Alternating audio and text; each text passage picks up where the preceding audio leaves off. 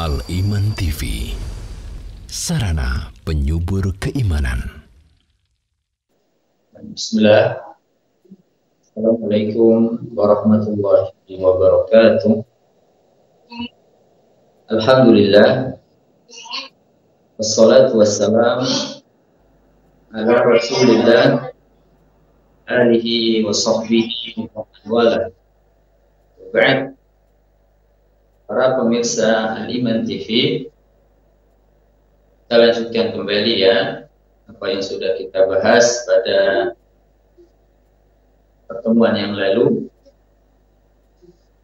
Setelah membahas tentang makharijul huruf dan sifat-sifat huruf lazimah, maka alangkah baiknya kita mengetahui beberapa kesalahan yang sering terjadi ketika mengucapkan huruf al-hijaiyah. Pembahasan ini kita akan merujuk pada sebuah kitab ya, yang ditulis oleh Syekh Aiman Rushdie Suwaid dalam kitab beliau yang bernama Tajwid Al-Mushawwar.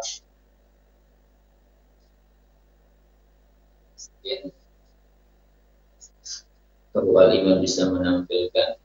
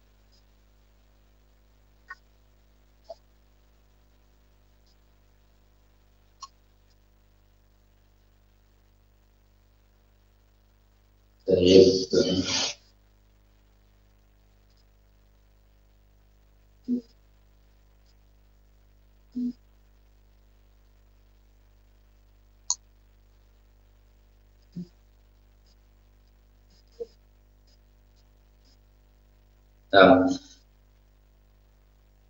sembari menunggu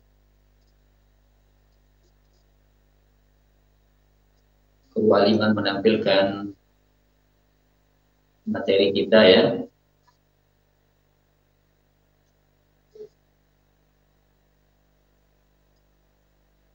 Kesalahan-kesalahan nanti yang akan kita bahas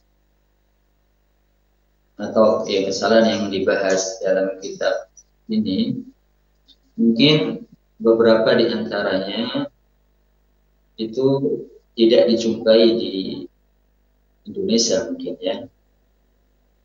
Ya, beberapa di antaranya tidak terjadi di Indonesia karena mungkin masyarakat kita yang sudah tepat dalam pengucapannya.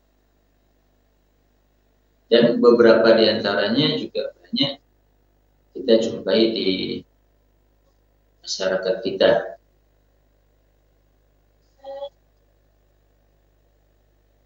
Ya, sambil menunggu kita langsung bahas ya. Pertama kita mulai dari huruf alif. Ya. Huruf alif ada beberapa kesalahan ketika mengucapkan huruf alif ini. Yang pertama adalah ada mufathil fam bil miqdaril matlub inda nutqi biha, yaitu tidak membuka mulut dengan selayaknya, dengan seharusnya ketika mengucapkan alif. Di awal-awal pertemuan dahulu kita katakan ketika kita mengucapkan suatu huruf yang berharokat fathah, itu hendaknya kita membuka mulut kita. membuka dengan pas ya, tidak kurang dan juga tidak berlebihan. Ketika dhammah kita mendongkan, ketika kasrah kita tarik dan kita sedikit ke bawah ya. Dan alif ini kita tahu, alif ini tidak mungkin datang kecuali sebelumnya fathah, kecuali didahului oleh huruf yang berharokat fathah. Tidak mungkin alif itu datang setelah huruf kasroh atau setelah huruf dhammah, tidak mungkin. Pasti datang setelah huruf fathah, ya, didahului oleh huruf yang berharokat fathah. Nah, ketika kita mengucapkan alif ini juga hendaknya kita buka mulut kita dengan pas, ya. Kalau tidak, maka akan terdengar kurang sempurna. Ya. Membuka mulut kita itu dimulai dari huruf sebelum alifnya. Ya, dimulai dengan huruf sebelum alif. Tadi sebagaimana yang kita katakan, pasti sebelum alif itu huruf yang berharokat fathah. Maka harus sempurna ketika mengucapkan fathah dari sebelum alif tersebut. Ya, misalkan Musa, Musa, ya, mengucapkan sinnya yang berharokat fathah di sini juga harus sempurna, harus dibuka dengan pas. Ya, alif ini adalah suatu huruf yang tebal tipisnya itu mengikuti huruf sebelumnya. Ini yang perlu kita perhatikan ya. Alif ini tebal tipisnya itu mengikuti huruf sebelumnya. Kalau kita membaca huruf sebelumnya itu dengan tebal, maka suara alif pun nanti akan ikutan tebal. Kalau kita membaca huruf sebelumnya itu dengan tipis, maka suara alif pun akan ikutan tipis. Kalau kita membaca huruf sebelumnya itu dengan kurang sempurna harokatnya, maka alif pun akan kurang sempurna. Ya, seperti ini ya, kita contohkan. Musa, Musa, terdengar tidak sempurna. Ya, kurang. Kenapa? Apa sebabnya? Sebabnya adalah karena dia tidak sempurna membuka mulutnya, tidak pas ketika membuka mulutnya. Musa dibuka dengan pas, Musa, tidak kurang dan juga tidak berlebihan. Ya, jangan sampai berlebihan juga. Ini juga tidak tepat. Misalkan yang berlebihan ya Musa, ini juga terdengarnya tidak pas. Ini kesalahan yang pertama. Kemudian kesalahan yang kedua adalah khaltu sautiha bi syai'in min sautil ya fatasiru kal alif al mumalah. Mencampur suara alif dengan suara ya. Mencampur suara alif dengan suara ya. Sehingga yang terdengar adalah alif yang imalah. Alif yang imalah. Misalkan meliki, meliki, meliki. Ini dia mencampur alif dengan ya. Atau ini juga bisa dikatakan dia tidak membuka mulutnya dengan sempurna. Dia tidak membuka mulutnya dengan sempurna. Ini bisa dikatakan juga sebabnya sama dengan sebab yang pertama tadi. Kurang sempurna dalam membuka mulutnya. Kemudian yang ketiga, khalqu sautiha bi syai'in min sauti al-waw. Yaitu mencampur suara alif dengan sedikit suara waw, mencampur suara alif dengan sedikit suara waw. Ini sering juga kita jumpai kesalahan ini ya. Contohnya khulidin, khu, dia baca khu. Ini alifnya tidak sempurna, ada campuran sedikit suara waw. Apa sebabnya demikian? Kembali tadi seperti yang pertama tadi, sebabnya adalah dia tidak sempurna ketika membuka mulutnya. Ya. Ketika seseorang mengucapkan alif yang mana sebelumnya itu huruf yang tipis, seperti tadi Musa, Sin, Maliki, Mim, sebelumnya adalah huruf yang istifal, huruf yang tipis.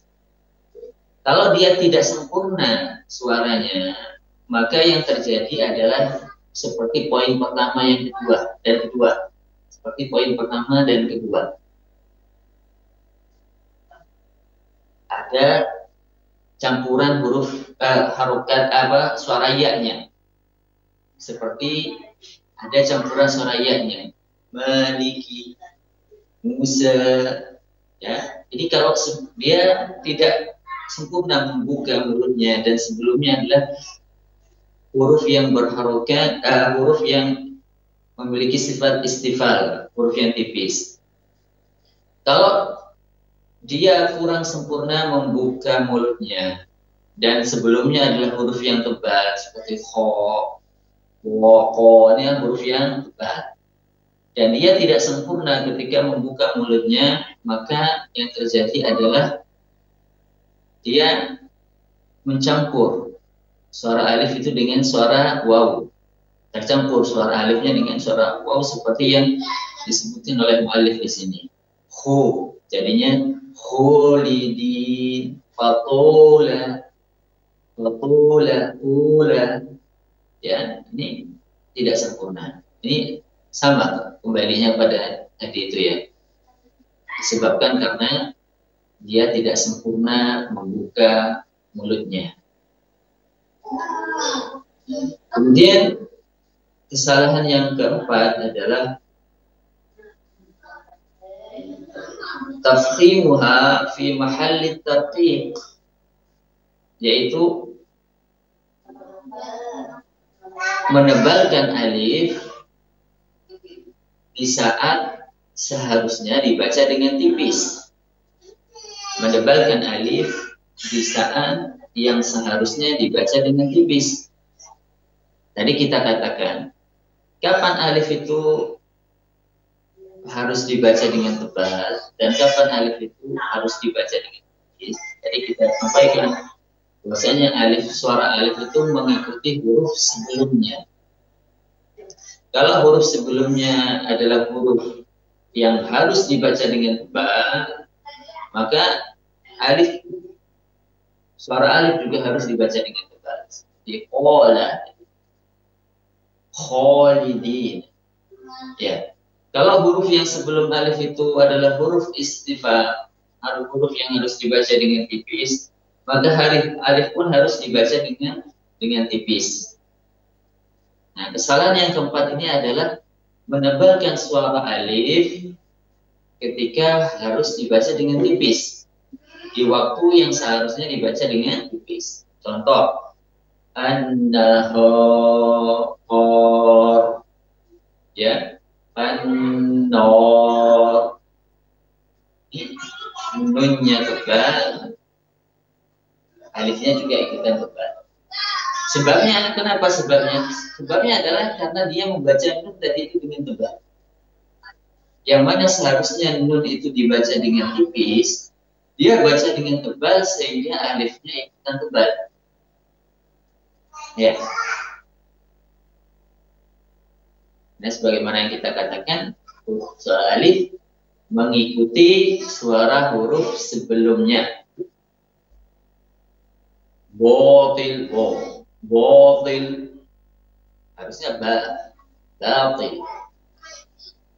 Baik, kemudian yang kelima, tarqiquha fi mahalli tafkhim. Ini adalah kebalikan dari yang keempat, yaitu menipiskan suara alif di waktu yang seharusnya dibaca tebal.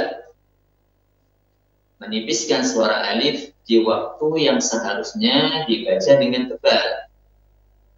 Misalkan khalidin, ghaibin, dia baca tipis. Apa sebabnya? Sebabnya seperti tadi yang kita katakan. Dia membaca huruf sebelumnya itu dengan tipis. Yang mana seharusnya dibaca dengan tebal, dia baca huruf sebelumnya itu dengan tipis sehingga alifnya ikutan tipis. Baik. Kemudian yang keenam, khalqu sautiha bi sautil gunnah. Khalqu sautiha bi sautil gunnah, yaitu mencampur suara alif dengan suara gunnah. Yang sebagaimana yang sering kita bahas pada pertemuan-pertemuan yang lalu, suara gunnah itu secara asal hanya ada pada dua, yaitu mim dan nun. Ini secara asalnya.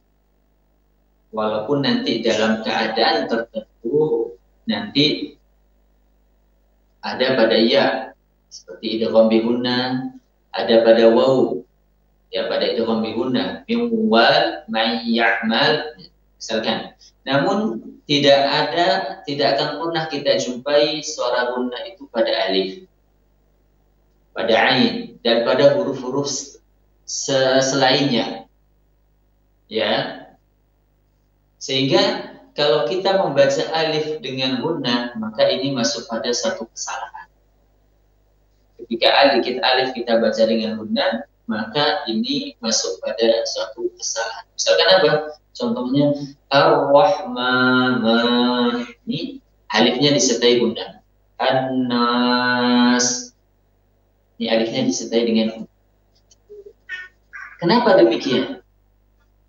Kenapa dia bisa menyertai alif dengan gunnah? Karena sebelumnya adalah huruf yang memiliki sifat gunnah. Ya. Ini kita jumpai, kesalahan ini akan sering kita jumpai ketika sebelum alif itu adalah huruf yang memiliki sifat gunnah. Seperti Ar-Rahman tadi sebelum alif mim. Mim punya sifat gunnah.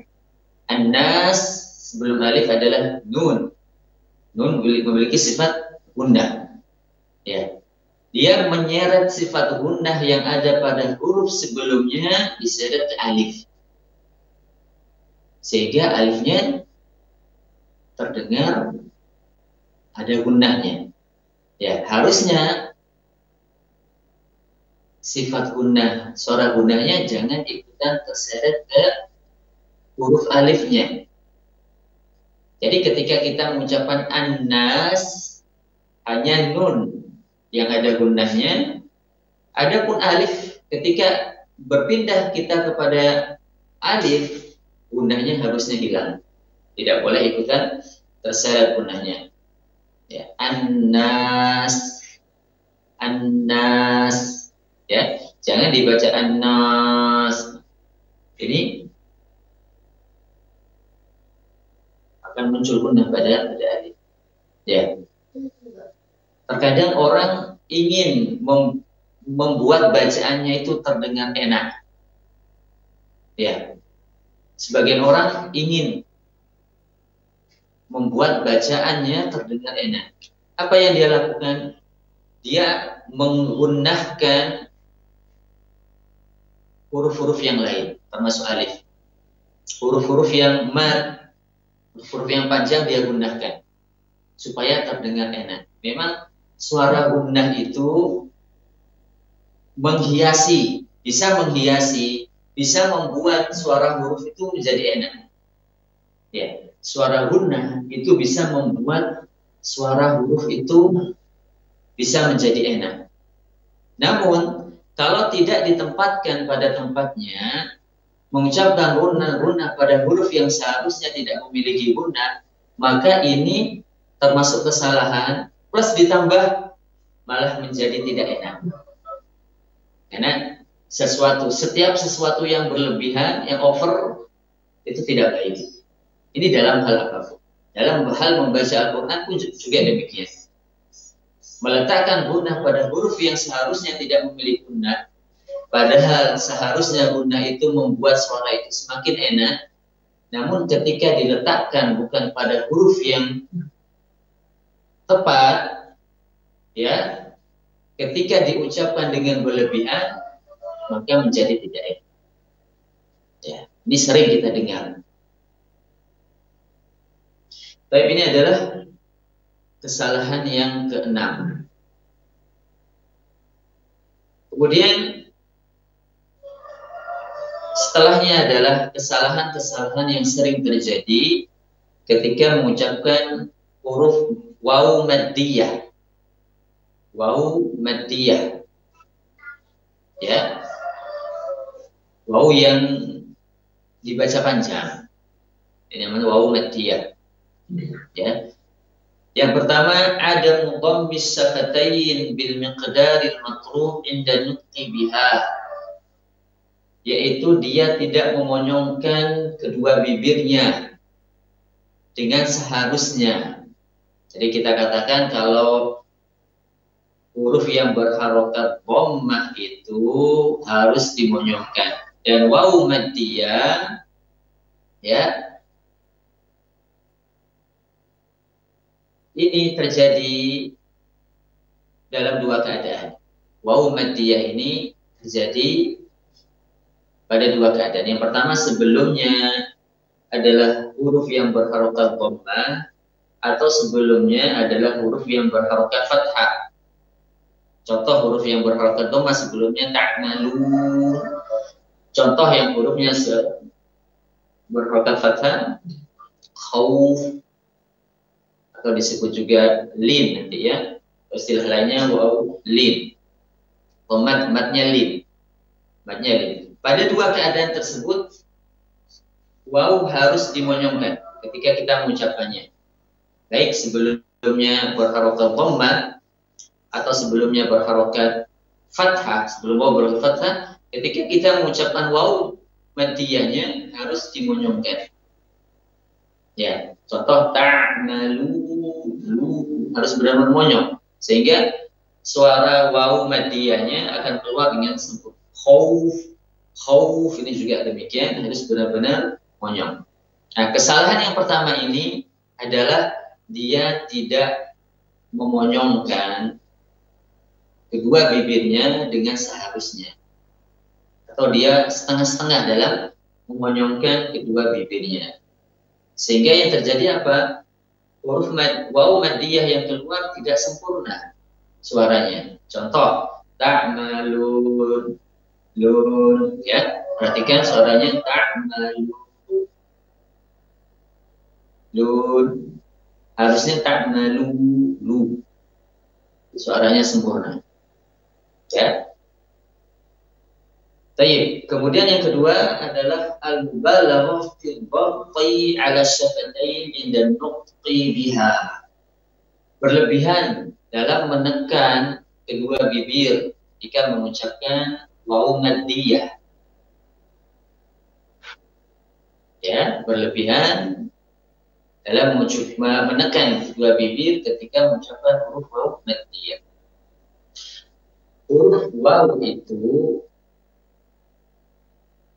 Huruf waw itu sangat erat kaitannya dengan bibir. Ya, kalau huruf waw yang berharokat memang keluarnya dari bibir. Huruf waw yang berharokat wawiu, makhrajnya memang dari kedua bibir. Huruf waw maddiyah dahulu pernah kita bahas, makhrajnya adalah al-jawf, rongga mulut. Al-jawf ini mencakup rongga mulut dan rongga. Namun tetap berkaitan juga dengan bibir nanti. Sehingga kalau kita terlalu menekan kedua bibir kita ketika mengucapkan waw maddiyah, maka yang terdengar pun suara wawu yang takalluf, yang berlebihan. Yang terdengar adalah suara wawu yang takalluf. Contoh, yaqulu, yaqulu. Ini terlalu berlebihan dalam menekan. Yaqulu, mar'udun. Ya, harusnya biasa saja. Tidak berlebihan. Yaqulun. Ya. Kemudian yang ketiga, khaltu sautiha bisyai'in min sautil alif. Mencampur suara waw itu dengan sedikit suara alif. Mencampur suara waw dengan sedikit suara alif. Contoh, kanu, no. Ya, ini wawnya tidak sempurna. Ada sedikit suara alif yang tercampur. Sebabnya apa? Sebabnya adalah kembali kita katakan, sebabnya dia tidak sempurna ketika memonyongkan kedua bibirnya. Sehingga suara waw tercampur dengan sedikit suara alif. Harusnya kanu, kanu dibaca dengan sempurna memonyongkan kedua bibirnya. Kalau tidak sempurna ya seperti tadi. Kanu, nu. Jadinya nu. Ya. Kemudian yang keempat, kesalahan yang keempat, khaltu sautiha bisyai'in min sautil ya. Khaltu sautiha bisyai'in min sautil ya. Contoh, yuqinu, yu. Ya, ada sedikit suara ya-nya. Ini alam, Anda belum pernah mendengar di masyarakat kita kesalahan seperti ini terjadi di sini ya. Mungkin di tempat lain ini termasuk kesalahan yang sering dilakukan. Karena penulis ketika menulis tentang kesalahan-kesalahan ini berdasarkan pengalaman beliau, berdasarkan apa yang beliau dapatkan. Ya, kesalahan yang sering beliau dapatkan. Tapi kalau di Indonesia mungkin belum pernah mendengar ada orang yang membaca inu. Tayyib, kemudian yang kelima, khalqu sautiha bisyai'in min sautil gunnah. Mencampur suara wawu dengan sedikit suara gunnah. Contohnya al-zalimun. Ini ada gunnahnya pada wawu. Apa sebabnya? Sebabnya adalah karena sebelumnya suara gunnah. Ya, dia menyeret suara gunnah yang ada pada huruf sebelumnya, dia seret pada wawu. Sehingga wawunya ikutan terbaca dengan gunnah. Coba kita perhatikan al-zalimun. Apa huruf sebelum wawu maddiyah di sini? Huruf mim. Belum huruf wawu maddiyah adalah huruf mim. Dan huruf mim ini memiliki sifat gunnah. Ya. Sehingga kalau dia menyeret gunnah yang ada pada mim ke wawu, maka suara wawu akan terdengar gunnah. Akan terdengar gunnah pada suara wawu. Harusnya gunnah itu sudah terputus ketika kita selesai mengucapkan mim. Pada kalimat al-zalimun, gunnah itu harusnya sudah terputus, sudah hilang ketika kita selesai mengucapkan mim. Ya. Al-zalimun,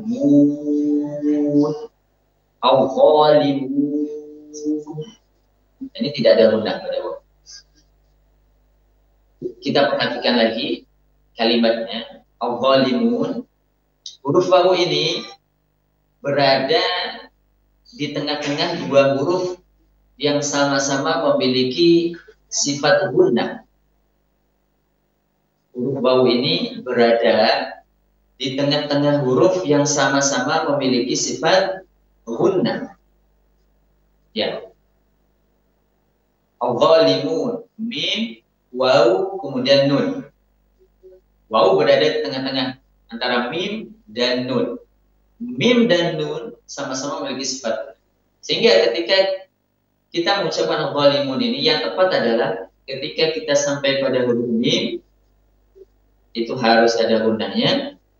Ya. Ketika kita sampai pada waw, gunanya harus dihilangkan.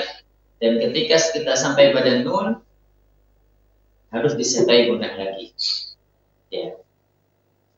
Inilah di antara sebab kenapa ada sebagian orang yang mengucapkan waw maddiyah di sini pada kalimat yang seperti ini, yaitu dengan gunah. Karena diapit oleh dua huruf yang sama-sama memiliki sifat gunah. Ya. Contoh yang lain. Al-a, ini pada mim. Ya.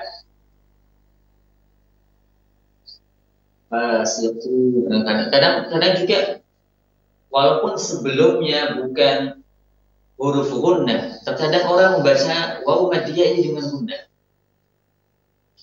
Karena seperti tadi yang kita sampaikan, dia ingin bacaannya terdengar enak, sehingga dia menggunakan huruf-huruf mad. Huruf waw dia gunakan supaya bacaannya terdengar enak.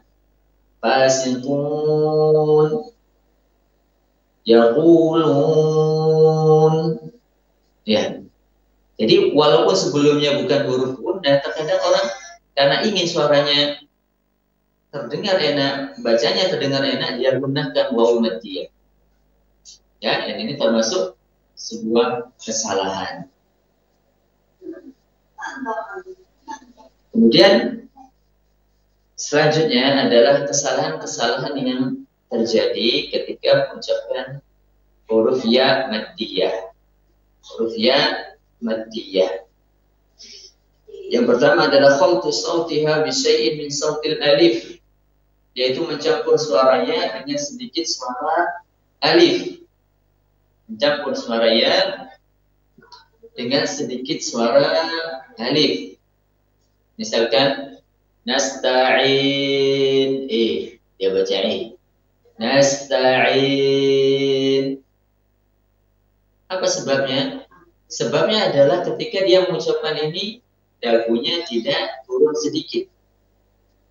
Ya. Jadi dia mengucapkannya dengan tercampur suara alifnya dengan suara ya. Dagunya kurang turun. Nasta'in. Harusnya nasta'in. Diturunkan sedikit dagunya. Supaya suara kasroh dan suara ya yang datang setelah kasroh ini menjadi sempurna. Kita ulang, supaya suara kasrohnya dan suara ya maddiyah yang datang setelah kasroh ini menjadi sempurna. Kalau tidak, maka akan terdengar seperti suara yang tercampur dengan suara alif. Nasta'in. Baik, selanjutnya yang kedua, kesalahan yang kedua adalah al-mubalaghah fi dhaqti ala wasatil lisan inda nutqi biha. Berlebihan dalam menekan tengah-tengah lisan ketika mengucapkan ya maddiyah. Berlebihan dalam menekan tengah-tengah lisan ketika mengucapkan huruf maddiyah. Dahulu kita bahas bahwasanya suara ya yang berharokat itu keluarnya dari tengah-tengah lisan. Suara ya yang berharokat itu keluarnya dari tengah-tengah lisan. Dan suara ya yang maddiyah itu keluarnya dari al-jawf, rongga mulut dan rongga tenggorokan. Namun masih berkaitan, masih ada kaitannya dengan tengah-tengah lisan. Karena sama-sama ya, masih berkaitan dengan tengah-tengah lisan. Kesalahan yang kedua ini, ia terlalu menekan berlebihan pada tengah lisannya. Terlalu menekan dengan berlebihan pada tengah-tengah lisannya.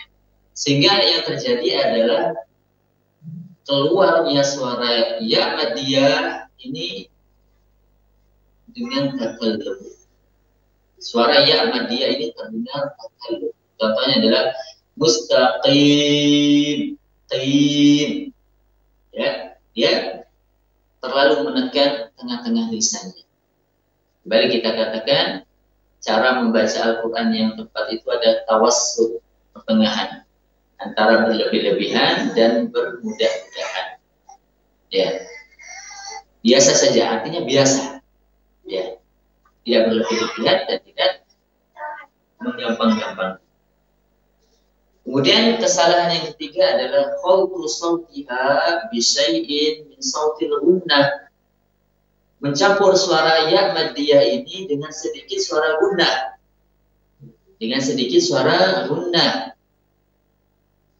Contohnya al-alamin, min dibaca juga gunnah pada ya. Apa sebabnya? Sebabnya yang sering terjadi adalah karena ya ini sebelumnya didahului oleh huruf yang memiliki sifat gunnah. Seperti tadi itu. Ya, sebabnya adalah ya didahului oleh huruf yang sebelumnya memiliki sifat gunnah. Dia menyeret sifat gunnah yang ada pada huruf sebelumnya diseret pada ya. Sehingga ya-nya pun terdengar berdengung. Terdengar ada gunnahnya, ya. Harusnya gunnah itu sudah terputus, sudah hilang ketika kita selesai mengucapkan huruf yang memiliki sifat gunnah tersebut. Misalkan dalam hal ini, dalam contoh ini al-alamin, al-alamin, harusnya gunnah itu sudah hilang ketika kita selesai mengucapkan mim. Ketika kita berpindah pada ya maddiyah, sudah tidak ada gunnahnya.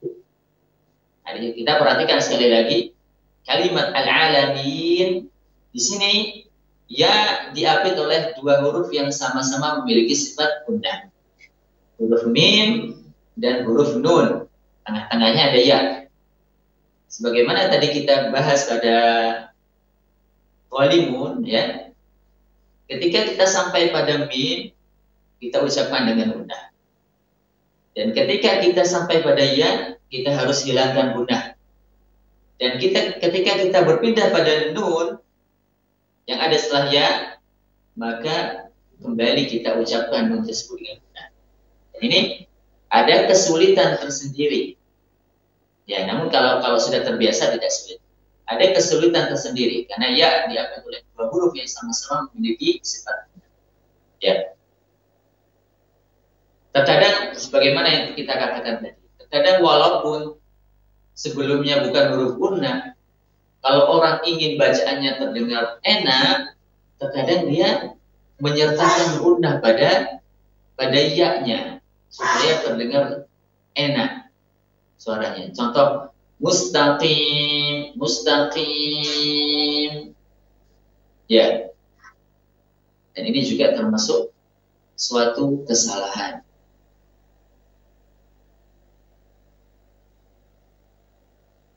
Tapi mungkin yang bisa kita bahas pada pertemuan kali ini. Dukung channel kami dengan like, subscribe, dan aktifkan notifikasi agar kamu tidak ketinggalan video-video menarik lainnya.